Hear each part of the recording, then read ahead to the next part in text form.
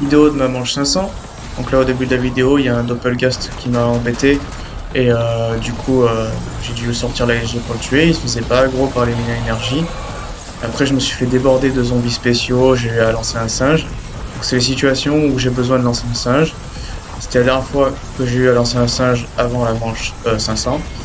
Et après, je vous montrerai un autre clip où j'ai eu à utiliser une injection de mutant après une grave à la 465. Vous voyez, je suis débordé de zombies spéciaux dans l'escalier. Je suis obligé de descendre, lancer un singe. À la 465, vous allez voir quand j'ai subi une grave. En fait, je pensais qu'en lui tournant le dos, ça, les mines d'énergie allaient finir en avançant. Il m'a quand même grave de unique. Du coup, avec cette strat, je prends aucun risque. Quand je me fais grab, je spam injection de mutant tout le temps. Parce que ça me retarde trop sur mes tempêtes du bâton de glace. Donc je préfère pas prendre de risque, surtout que vous voyez les matériaux. J'ai 600 et quelques mille matériaux. En plus, je les ramasse qu'à moitié entre les intermanches.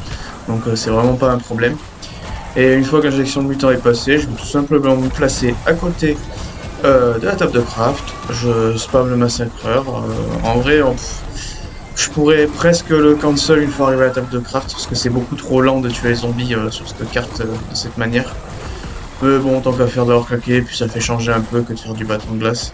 C'est bien aussi un peu d'animer sa partie, d'avoir un peu de changement. Parce que le bâton de glace, je le fais avec la musique, hein, en général. La strat est tellement du camping et facile que je joue avec la musique. Après, vous reprenez votre injection de mutant, vous lancez un singe, vous replacez une fois le massacre terminé. Il n'y a rien de compliqué. On va aller voir la manche 500 en entier. Pour la manche 500 en entier, bon là il y a le doppelgasque de la fin de la 499 que j'ai affecté qui me fonce dessus, je sais pas pourquoi. Je reprends ma même strat que vous avez vu sur la précédente vidéo si vous avez regardé, hein. Les deux portes fermées au niveau du téléporteur jaune, on n'entre que via le téléporteur jaune. Je joue avec les mines à énergie en augmentation tourelle et boost de fréquence. Et bâton de glace amélioré, gilet doré, c'est ça le setup, et les singes bien sûr, vu que c'est les singes qui fonctionnent sur les imitateurs électriques. Les trous noirs ça ne fonctionne pas. Comme d'hab, dès qu'il faut je reset mes mines. J'essaie de pas les reset si possible quand mon bâton doit recharger, parce que mettre la mine et recharger c'est un peu long. Donc j'essaie toujours de pas avoir à recharger et reset la mine en même temps. Et je spam les tempêtes du bâton de glace en bas à droite de l'escalier. Normalement les zombies ils montent pas, il y a que les spéciaux qui montent, mais normalement ils prennent un peu du dégât de la tempête. Plus ils prennent les mines d'énergie, donc normalement ils montent pas très haut dans l'escalier, sauf quand il y en a beaucoup. Ou sauf quand les mines ne veulent pas aggro, je sais pas pourquoi comme vous avez vu dans le premier clip. Des fois ça veut pas aggro, c'est assez bizarre. Et c'est pour ça que je joue la SG en deuxième arme et pas les Mustang Sally. Parce que la SG ça reste très méta sur les zombies spéciaux. De toute façon aux zombies les pompes ça a toujours été très fort. Ça me rappelle Linemaker sur des Rendracheux contre le Panzer. C'était très très très fort. Donc les pompes, Mustang Sally, c'est toujours les meilleures armes aux zombies. Et bon là sur celle-là, les Mustang Sally, on n'a pas besoin pour les morts instantes. Et pour l'instant j'ai encore tous mes Dying Wish. J'ai pas passé un seul Dying Wish. Donc j'ai pas besoin d'avoir les Mustang Sally pour l'augmentation échange équivalent sur Revive. Donc j'ai pour l'instant zéro raison de prendre une autre arme que la SG en arme secondaire. Tout simplement. Des fois, ils montent un petit peu haut, les zombies spéciaux, donc faut leur faire une petite feinte ou redescendre. Et sinon, oui, maintenant les manches commencent à être longues entre guillemets. Juste de temps en temps, faut redescendre l'escalier, ramasser les munes que les zombies spéciaux donnent. Pour l'instant, j'ai toujours pas eu à acheter les munes sur le petit coffre pendant la manche. Normalement, quand vous démarrez full mune et que vous en ramassez, normalement, ça suffit à faire les manches pour l'instant.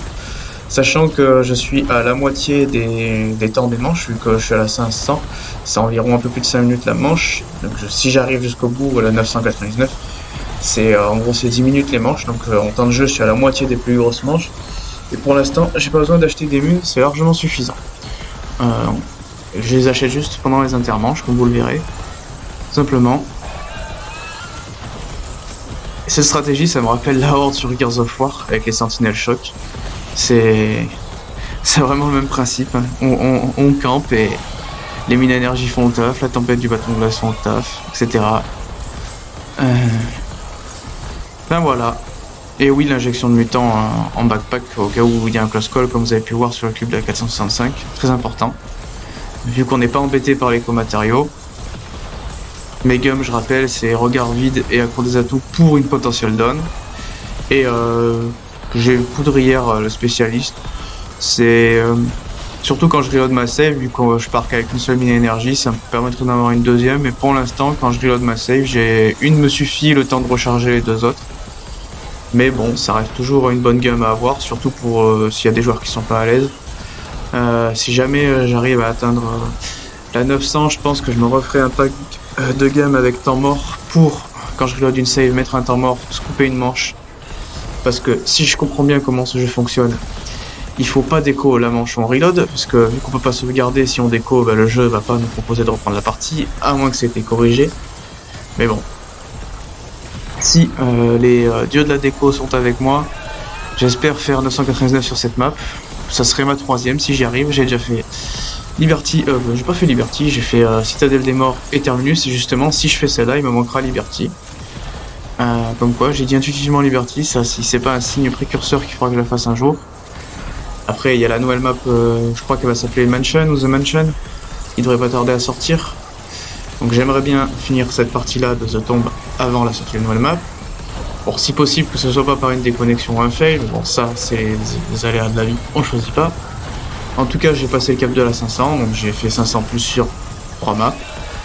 3 maps sur 4. Liberty, je m'étais arrêté à 100 à une exfiltration. Sur ce, j'espère que la vidéo vous aura plu, et une prochaine vidéo.